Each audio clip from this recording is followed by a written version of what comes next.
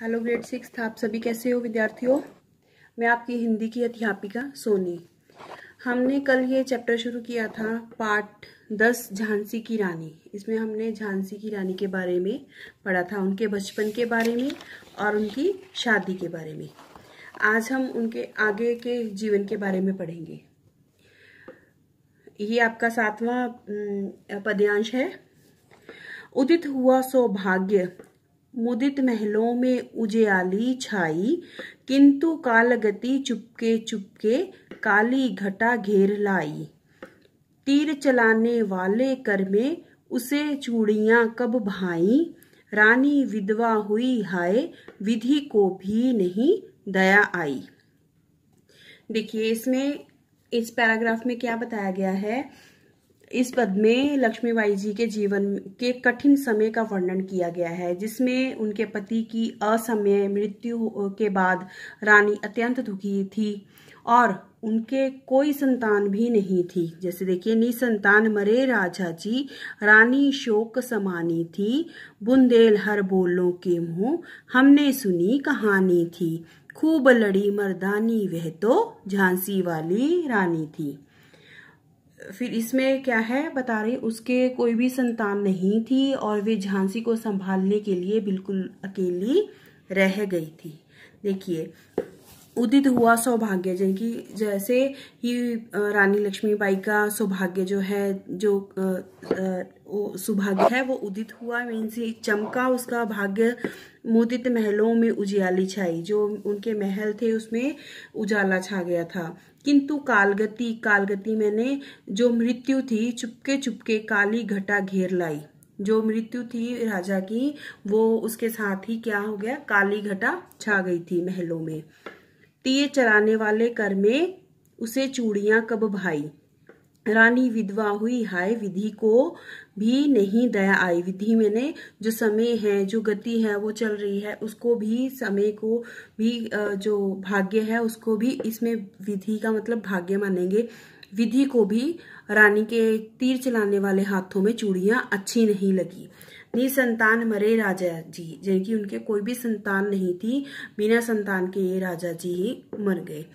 कौन राजा जी यहाँ पे कौन थे, गंगाधर राव। रानी शोक समानी थी, अब जो रानी थी लक्ष्मीबाई थी वो दुख में डूब गई थी। बुंदेलहर बोलों के मुंह हमने सुनी कहानी थी, जो बुंदेलखंड के बुंदेले थे उनकी जो हर हर का जब बोलते थे उनकी जुबानी हमने ये कहानी सुनी थी। खूब लड़ी मर्दानी वह तो झांसी वाली रानी थी, जो मर्दों की तरह लड़ी थी वो कौन थी, झांसी वाली रानी थी। यस, अगले पद में पढ़ेंगे। बुझा दीप झांसी का तब डलहौजी मन में हर्षाया, राज्य हड़प करने का उसने ये अच्छा अवसर पाया, फौरन फौजें भेज दुर्ग पर अपना झंडा फहराया, लावारिस का वारिस बनकर ब्रिटिश राज्य झांसी आया। देखिए इसमें क्या बताया गया है इस पैराग्राफ में, झांसी की रानी की कविता में इस पद में बताया गया है कि झांसी के राजा की असमय मृत्यु के बाद अंग्रेज, उस समय के अंग्रेज थे अधिकारी, डलहौजी को झांसी को हड़पने का अच्छा अवसर मिल गया था। उसने अपनी सेना को अनाथ हो चुकी झांसी पर कब्जा जमाने के लिए भेज दिया। पहले क्या होता था उस टाइम में, जो अंग्रेजी राज के होते थे वो क्या करते थे, जिस भी देश का कोई राजा निसंतान मर जाता था, यानी कि वो लवारिस हो जाता था, आगे कोई संतान नहीं होती तो राजा कौन बनता, जो बिना संतान के राजा मर जाता था तो उसका जो राज्य था वो अंग्रेज अपने अंदर कर लेते थे कि अपने हिस्से में ले आते थे। ठीक है, नेक्स्ट है। अन्नपूर्ण रानी ने देखा झांसी हुई बिरानी थी, बुंदेलहर बोलों के मुंह हमने सुनी कहानी थी, खूब लड़ी मर्दानी वह तो झांसी वाली रानी थी। ये कि जो अधूरी हो चुकी, मीन्स विधवा हो चुकी रानी ने ये देखा कि अब जो झांसी है वो वीरान हो चुकी है। ये सारी कहानी हमने किससे सुनी है, बुंदेल के लोगों से सुनी, जो हर हर महादेव का हर हर महादेव बोलते थे। ठीक है, खूब लड़ी मर्दानी, उन्होंने बताया है कि झांसी की रानी ही थी जो मर्दों की तरह अपनी राज्य को पाने के लिए लड़ी थी। अनुनय विनय नहीं सुनता है विकट फिरंगी की माया, व्यापारी बन दया चाहता था जब यह भारत आया। डलहौजी ने पैर पसारे अब तो पलट गई काया, राजाओं नवाबों को भी उसने पैरों ठुकराया। रानी दासी बनी बनी यह दासी अब महारानी थी, बुंदेल हरबोलों के मुंह हमने सुनी कहानी थी। खूब लड़ी मर्दानी वह तो झांसी वाली रानी थी। देखिए इस पैराग्राफ में क्या बताया है, झांसी की रानी की इस कविता के इस पद में कवित्री बता रही है कि अंग्रेज लोग भारत में व्यापारी बनकर आए थे और फिर धीरे धीरे उन्होंने यहाँ पर सभी बड़े बड़े राजा महाराजाओं और रानियों से दया और सहायता की भीख मांगकर उनका भी राज्य हड़प लिया था। परंतु लक्ष्मीबाई अन्य राजा रानियों से विपरीत थी और उन्होंने क्या किया, विषम परिस्थितियों में भी एक महारानी की तरह झांसी को संभाला। ठीक है, अब इसमें क्या है, अनुनय विनय नहीं सुनता है विकट फिरंगी की माया। देखिए इसमें कोई भी, जैसे फिरंगी यहाँ पर अंग्रेजों की जो माया थी उसमें वो क्या करते थे कि भिखारियों की तरह पहले आए हैं, व्यापार करने लगे हैं भारत में, तो अब वो ऐसे फैला चुके हैं अपने पैर कि वो किसी की भी रिक्वेस्ट भी नहीं सुनते, विनती भी नहीं सुनते। डलहौजी ने पैर पसारे अब तो पलट गई काया। अब जो डलहौजी है, अंग्रेज हैं जो, उन्होंने सारे भारत को अपने कब्जे में कर लिया है। राजाओं नवाबों को भी उन्होंने अपने पैरों के नीचे ठुकराने लगे हैं। और जो रानी थी वो दासी बन गई, लक्ष्मीबाई है जो वो दासी बन गई, और जो दासी थी अब वो महारानी जो विक्टोरिया थी, यहाँ पर महारानी विक्टोरिया की बात की गई है, वो पहले यहाँ हमारे देश में, भारत के देश में आई थी, तो वो एक दासी की तरह ही थी। इन्होंने व्यापार शुरू किया तो फिर वो धीरे धीरे भीख मांग मांग कर फिर वो क्या बन गई, यहाँ पर रानी बन गई। और यहाँ पर लक्ष्मीबाई जो थी वो क्या थी, वो दासी बन गई। ठीक है, इस तरह से बताया गया कि दासी अब महारानी बन गई, जहां पर विक्टोरिया जो है वो महारानी के रूप में बन गई। बुंदेल हरबोलों के मुंह हमने सुनी कहानी थी, खूब लड़ी मर्दानी वह तो झांसी वाली रानी थी। जो बुंदेलखंड के बुंदेल थे उनकी जुबानी से ही हमने ये कहानी सुनी है कि जो झांसी की रानी थी वो मर्दों की तरह लड़ी थी। नेक्स्ट है, छीनी राजधानी दिल्ली की, लिया लखनऊ बातों बातों, कैद पेशवा था बिठूर में, हुआ नागपुर का भी घात, उदयपुर तंजौर सतारा कर्नाटक की कौन बिसात, जबकि सिंध पंजाब ब्रह्म पर अभी हुआ था ब्रज निपात। बंगाले मद्रास आदि की भी तो यही कहानी थी, बुंदेल हरबोलों के मुंह से हमने सुनी कहानी थी। खूब लड़ी मर्दानी वह तो झांसी वाली रानी थी। देखिए इस पद में उन्होंने सभी राज्यों की चर्चा की है जिन्होंने अंग्रेजों द्वारा हड़प लिया गया था, जो कि निम्नलिखित थे, जैसे कि दिल्ली थी, लखनऊ था, पिठूर, नागपुर और उदयपुर, तिंजौर सतारा कर्नाटक, ये सारे थे। ठीक है, पंजाब, सिंध प्रांत, पंजाब, बंगाल और मद्रास भी थे। ये सारे क्या थे, उन्होंने हड़प लिए थे, अर्थात ऐसा कोई भी क्षेत्र नहीं बचा था जहां बेईमान अंग्रेजों ने अपना अधिकार नहीं जमाया था। ठीक है, आगे देखिए, यहाँ पर ये सारे हो गए। नेक्स्ट है, रानी रोई रनीवासों में, बेगम गम से थी बेजार, उनके गहने कपड़े बिकते थे कलकत्ते के बाजार, सरे आम नीलाम छापते थे अंग्रेजों के अखबार, नागपुर के जेवर ले लो, लखनऊ के ले लो 9 लखा हार, यो पर्दे की इज्जत पर देशी के हाथ बिकानी थी, बुंदेल हरबोलों के मुंह हमने सुनी कहानी थी। खूब लड़ी मर्दानी वह तो झांसी वाली रानी थी। देखिए इसमें क्या बताया गया है कि इस पद में बताया कि क्रूर जो अंग्रेज थे वो उनकी निर्लज्जता का वर्णन किया गया है। मींस वो कितने बेशर्म हो चुके थे कि कैसे वे लोग सभी राजाओं और नवाबों की हत्या के बाद वहां के राज्य तो हड़पते ही थे और साथ ही साथ में वे उनकी रानियों और बेगमों की इज्जत से भी खिलवाड़ करते थे, चाहे वे लखनऊ की बेगम हो या कलकत्ता और नागपुर की रानियां। उनके कपड़े और जेवर तक छीन कर वो नीलाम कर दिया करते थे और अब उनका अगला कदम झांसी की ओर था। ठीक है। रानी रोई रनिवासों में कि जो रानियां थी वो अपने महलों में रोती थी और बेगम गम से थी बेजार। जो बेगमें थी वो क्या थी, गम मीन्स यहाँ पे दुख से बहुत बेजार हो चुकी थी। उनके जो गहने और कपड़े थे वो कलकत्ते के बाजार में बेचे जा रहे थे शरेआम। अंग्रेजों की जो अखबारें थी वहां उसमें छापते थे कि नागपुर के जेवर ले लो, जो रानियों के जेवर थे, और लखनऊ की जो बेगमों के नौलखा हार थे उनकी प्रदर्शनी लगाते थे कि उनको बेचते थे शरेआम। ठीक है। यो पर्दे की इज्जत परदेशी के हाथ बिकानी थी। ये कि इस तरह से वो जो बेगमें थी या रानियों थी कि उनकी इज्जतों से भी खेलते थे। ठीक है।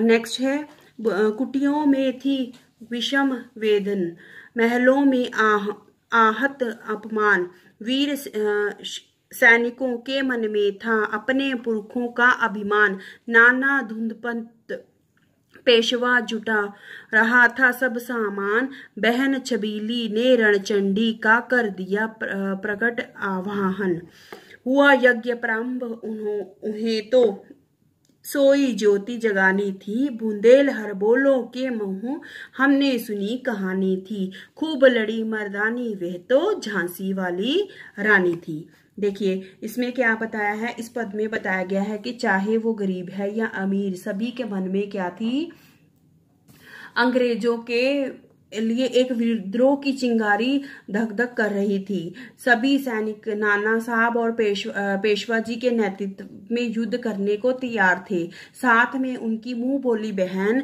लक्ष्मीबाई, जिसको वो क्या कहते थे, छबीली कहते थे, ठीक है, ने भी हार ना मानकर उनके साथ अंग्रेजों से लड़ने का निर्णय कर लिया। ठीक है। इसमें बताया गया है कि जैसे कुटिया में थी विषम वेदना, जो कुटिया में जो झोपड़ियों में रहते थे उनके मन में भी क्या थी, विषम मैंने वेदना होता है दुख, बहुत दुख भर गया था। महलों में जो लोग रहते थे उनको भी अपमान लगने लगा था। वीर सैनिकों के मन में था अपने पुरखों का अभिमान, जो वीर सैनिक थे उनको अपने जो पुरख, जो बड़े बुजुर्ग थे उनके ऊपर अभिमान था। नाना पंत पेशवा जुटा रहा था सब सामान, जो नाना धुंधपत थे और पेशवा जी थे, दोनों क्या कर रहे थे, युद्ध के लिए सामान इकट्ठा कर रहे थे। बहन छबीली ने रणचंडी का कर दिया प्रगट आवाहन, जो बहन छबीली मीन्स रानी लक्ष्मीबाई थी, उन्होंने क्या किया, दुर्गा का रूप धारण कर लिया था और युद्ध की तैयारी कर ली थी। हुआ यज्ञ प्रारंभ उन्हें तो सोई ज्योति जगानी थी। लक्ष्मीबाई ने क्या करना था, जो यज्ञ शुरू किया है लड़ाई के लिए, उसका क्या मोटिव था, कि उसका क्या मतलब था, उद्देश्य था, जो सबके मन में सोई हुई ज्योति थी उसको जगाना था। क्या ज्योति जगानी थी, कि अपने हक के लिए लड़ने के लिए, अपनी जो झांसी थी उनको बचानी थी। बुंदेल हर बोलों के मुंह हमने सुनी कहानी थी, खूब लड़ी मर्दानी वह तो झांसी वाली रानी थी। ये हमने बुंदेल के लोगों से सुनी थी ये कहानी, कि जो झांसी वाली रानी थी वो मर्दों की तरह, पुरुषों की तरह युद्ध के मैदान में लड़ी थी। महलों ने दी आग, झोपड़ी ने ज्वाला सुलगाई थी। यहाँ पर क्या मतलब है, यहाँ पर जो महल में लोग रह रहे थे या झोपड़ियों में रहते, सबके मन में क्या ज्वाला सुलग गई थी, कि अब हमने अपना अधिकार लेना है। ये स्वतंत्रता की चिंगारी अंतरतम से आई थी। उनके अंदर से ये चीज शुरू हो गई थी कि अंदर से अपने जैसे मन मोटिवेट हो जाता है उद्देश्य, इसलिए उनका उद्देश्य सिर्फ यही रह गया था कि हमने अपनी झांसी को बचाना है। झांसी चेती, दिल्ली चेती, लखनऊ लिपटे छाई थी, मेरठ कानपुर पटना ने भारी धूम मचाई थी। देखिए इसमें क्या बताया गया है, ये सारी चाहे झांसी थी, चाहे दिल्ली थी, लखनऊ थी, मेरठ कानपुर पटना, ये सारी सब जगह ये चीज की ज्वाला शुरू हो गई थी, देश विद्रोह शुरू हो गया था। जबलपुर कोलाहलपुर में भी कुछ हलचल उकसानी थी, बुंदेल हरबोलों के मुंह हमने सुनी कहानी थी, खूब लड़ी मर्दानी वह तो झांसी वाली रानी थी। देखिए इस पद में झांसी की रानी की कविता की इस पद में बताया गया कि विद्रोह की चिंगारी जो थी देश के हर राज्य से सुलग रही थी, चाहे वो झांसी हो, चाहे वो लखनऊ हो, चाहे वो दिल्ली था, चाहे मेरठ कानपुर पटना, चाहे कोई भी कोना था, इसमें सबके राज्यों के राजाओं ने इसमें अपना पूरा साथ दिया। साथ ही साथ जबलपुर और कोलाहलपुर जैसे बड़े शासकों ने भी सन 1857 की क्रांति में बढ़ चढ़कर हिस्सा लिया था। नेक्स्ट इसमें है, इस स्वतंत्रता महायज्ञ में कई वीरवर आए काम, नाना धुंधपत तातिया चतुर अजीमुल्ला सरनाम, अहमद शाह मौलवी ठाकुर कुंवर सिंह सैनिक अभिराम, भारत के इतिहास गगन में अमर रहेंगे जिनके नाम। देखिए इसमें क्या बताया गया है, लेकिन आज जुर्म कहलाती उनकी जो कुर्बानी थी, बुंदेल हरबोलों के मुंह हमने सुनी कहानी थी, खूब लड़ी मर्दानी वह तो झांसी वाली रानी थी। इसमें क्या बताया गया है कि हमारे स्वतंत्रता संग्राम में जो लड़े और लड़ने और शहीद करने होने पर वाले कई बड़े वीर थे, वीरों का उल्लेख किया गया है। जैसे कि उन वीरों में कौन कौन थे, नाना धुंधपत तांतिया चतुर अजीमुल्ला सरनाम, अहम शाह मौलवी ठाकुर कुंवर सिंह सैनिक अभिराम, ये जो सारे थे क्या थे, हमारे लड़ने वाले और शहीद होने वाले बड़े वीर थे। ठीक है, उसके बाद है इसमें ये सारे ऐसे वीर थे जो वीर और साहसी क्रांतिकारी थे, जिन्होंने युद्ध में दुश्मनों में से जमकर संघर्ष किया। और पर उनके लिए ये जो शहीदी है या ये जो उन्होंने देशभक्ति की है, तब के टाइम में अंग्रेजों के लिए ये क्या कहलाती थी, जुर्म कहलाती थी, मीन्स गुनाह कहलाती थी। ठीक है, जो उनकी ये कुर्बानी है। आगे ये हमने किससे सुना है, बुंदेलखंड के बुंदेलों से सुना है, जो हर हर महादेव के जयकारे लगाते थे। ठीक है, क्या कि जो झांसी वाली रानी थी वो मर्दों की तरह, पुरुषों की तरह युद्ध के मैदान में लड़ी थी। इनकी गाधा छोड़ चले हम झांसी के मैदानों में, जहां खड़ी है लक्ष्मीबाई मर्द बनी मर्दानों में, लेफ्टिनेंट वॉकर आ पहुंचा आगे बढ़ा जवानों में, रानी ने तलवार खींच ली हुआ द्वंद आसमानों में, जख्मी होकर वाकर भागा उसे अजब हैरानी थी, बुंदेल हरबोलों के मुंह हमने सुनी कहानी थी, खूब लड़ी मर्दानी वह तो झांसी वाली रानी थी। देखिए इसमें क्या बताया गया है, इसमें बताया गया यहाँ पर इन सभी वीरों के अलावा वीरांगना रानी लक्ष्मीबाई की वीरता का परिचय बताया गया है कि यहाँ पर हम कहाँ चले गए हैं, झांसी के मैदान में, युद्ध के मैदान में पहुंच गए हम। यहाँ पर झांसी में हुए युद्ध में जब लेफ्टिनेंट वॉकर अंग्रेजों की तरफ से युद्ध करने आए, कौन थे वहां पे, ये कौन थे, उनके जो सेनापति थे, ये अंग्रेजों के सेनापति थे। ठीक है, उन्होंने दोनों हाथों से तलवारों लेकर अकेली, तब उनके लड़ने के लिए अकेली झांसी की रानी ही काफी थी। उन्होंने दोनों हाथों में तलवारें लेकर रणचंडी की तरह, मीन्स दुर्गा माता की तरह वाकर पर प्रहार किया, और इस प्रहार से वो बुरी तरह से जख्मी हो गया, और तथा रानी के शौर्य बल से वे भी अचंभित हो रहा था, मीन्स हैरान हो रहा था। ठीक है, नेक्स्ट है, रानी बड़ी कालपी आई कर 100 मील निरंतर पार, घोड़ा थक कर गिरा भूमि पर, गया स्वर्ग तत्काल सिधार। यमुना तट पर अंग्रेजों ने फिर खाई रानी से हार। विजय रानी आगे चल दी, किया ग्वालियर पर अधिकार। अंग्रेजों के मित्र सिंधिया ने छोड़ी राजधानी थी। बुंदेलहर बोलों के मुंह हमने सुनी कहानी थी। खूब लड़ी मर्दानी वह तो झांसी वाली रानी थी। देखिए इस कविता के इस पद में बताया गया है कि रानी की वीरता का अद्भुत वर्णन किया गया है। कवित्री ने बताया है कि वे 100 मील घोड़े पर 100 मील घोड़े पर बैठकर अंग्रेजों को खदेड़ती हुई यमुना तट तक चली गई और अंग्रेज वहां रानी से पराजित हुए, परंतु यहाँ पर उनके घोड़ा जो है वीर गति को प्राप्त हो गया। मीन्स यहाँ पर आकर वो मर गया। उसके बाद उन्होंने ग्वालियर पर भी अपना अधिकार जमा लिया। वो लड़ते लड़ते कहाँ तक पहुंच गई? ग्वालियर तक पहुंच गई। और जहां का राजा कौन था? सिंधिया था, जो कि अंग्रेजों का दोस्त था। उसने भी वहां रानी से डरकर वो भी क्या हो गया? वहां से भाग गया। ठीक है, और अपनी राजधानी को छोड़कर वहां से चला गया। ये कहानी हमने किससे सुनी थी? बुंदेल के हर बोलों के मुंह हमने सुनी कहानी थी। ठीक है, इसमें आगे देखिए, विजय मिली पर अंग्रेजों की फिर सेना घिर आई थी। अब के जनरल स्मिथ सन्मुख था, उनके मुंह की खाई थी, उसने मुंह की खाई थी। कान्हा और मंदरा सखियां रानी के संग आई थी। युद्ध क्षेत्र में उन दोनों ने भारी मार मचाई थी। देखो अब जो इस पैराग्राफ में क्या बताया है कि अब जनरल स्मिथ ने सेना की कमान जो है संभाल ली। वो तो भाग गए दोनों, है ना। कौन?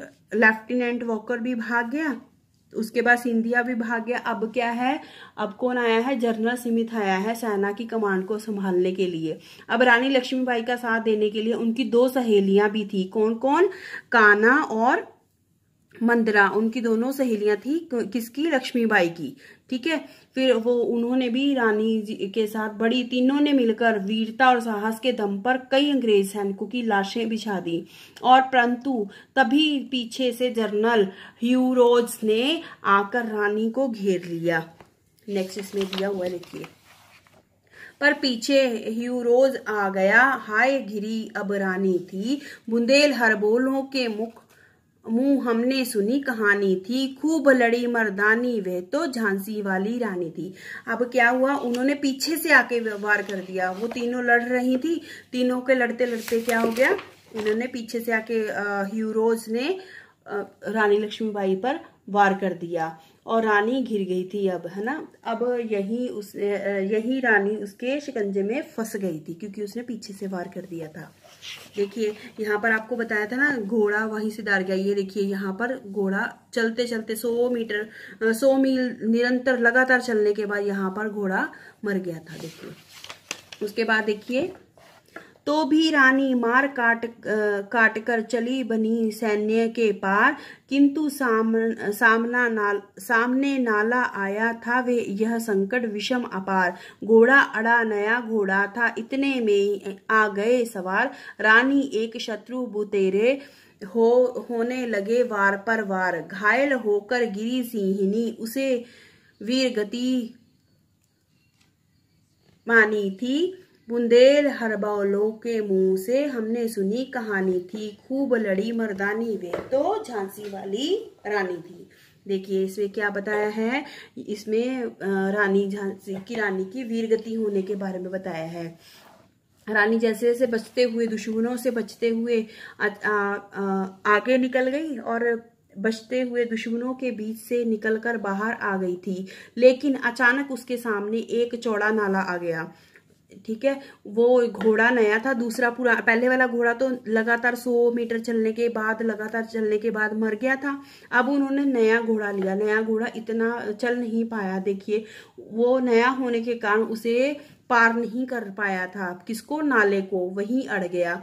बस यही शत्रुओं ने मौका देखकर अकेली रानी पर कई वार कर दिए और झांसी की रानी ने यही अपनी अंतिम सांसों तक वो लड़ती रही और वीर गति को प्राप्त हो गई। ठीक है, आगे है, रानी गई सिधार चिता अब उसकी दिव्य सवारी थी, मिला तब से तेज तेज की वह सच्ची अधिकारी थी। अभी उम्र कुल 23 की थी, मनुज नहीं अवतारी थी। हमको जीवित करने आई, बन स्वतंत्रता की नारी थी। दिख गया पथ, सिखा गई हमको जो सीख सिखानी थी। बुंदेल बोलों के मुंह से हमने सुनी कहानी थी। खूब लड़ी मर्दानी वह तो झांसी वाली रानी थी। देखिए इसमें क्या बताया है, यहाँ रानी की दिव्यता का वर्णन किया गया है कि रानी अब परलोक सिधार चुकी है, परंतु क्या हुआ है, उनके चेहरे पर सूरज के जैसे चमक छाई हुई थी। उनकी उम्र केवल 23 साल की थी। देखिए यहाँ पर बताया गया 23 साल की थी सिर्फ वो। इतनी छोटी सी उम्र में भी वह एक अवतारी नारी की तरह आकर हम सभी देशवासियों को जीवन का सही मार्ग दिखा रही थी। ठीक है, और क्रांति की चिंगारी का बीज सही मायनों में उन्होंने ही देशवासियों के मन में बोया था। मीन्स जो हमें वो सिखाना चाहती थी कि मीन्स हमें अपने अधिकार के लिए लड़ना चाहिए, वो उन्होंने ही सिखाया था। जाओ रानी याद रखेंगे हम कृतज्ञ भारतवासी, यह तेरा बलिदान जगावेगा स्वतंत्रता अविनाशी। होवे चुप इतिहास लगे सच्चाई को चाहे फांसी, हो मदमाती विजय मिटा दे गोलों से चाहे झांसी। तेरा समारक तू ही होगी, तू खुद अमिट निशानी थी। बुंदेल बोलों के मुंह हमने सुनी कहानी थी। खूब लड़ी मर्दानी वह तो झांसी वाली रानी थी। देखिए यहाँ पर लेखिका इस पद में कह रही है कि रानी का यह बलिदान सभी देशवासियों को हमेशा याद रहेगा, चाहे दुश्मन अपनी वीरता का परचम लहरा रहा हो या फिर वो अपनी तोप से गोलों से झांसी को ही मिटा दे, लेकिन जो झांसी की रानी लक्ष्मीबाई है हमारे मन में हमेशा बसी रहेगी, चाहे उनका कोई स्मारक ना बने। स्मारक मीन्स उनके लिए निशानी जैसे बनती है, जैसे सड़क वगैरह पे मेन रोड्स पे बनाई होती है स्मारक, किसी किसी की जो भी देशभक्त हैं या जो और भी हैं उनके स्मारक बनते हैं। तो वो कह रहे हैं चाहे उनकी याद में कुछ भी ना बनाया हो, लेकिन वो जो वीरता और साहस का एक उदाहरण जो बनकर हमारे इतिहास में हमेशा हमेशा के लिए अमर रहेगी। ठीक है, ये आपने इस कविता को, ये कंप्लीट हो गई है। आपने इस कविता को बोल बोल कर याद भी करनी है और इसके जो कठिन शब्द हैं अपनी कार्य पुस्तिका में लिखने हैं। Okay, bye.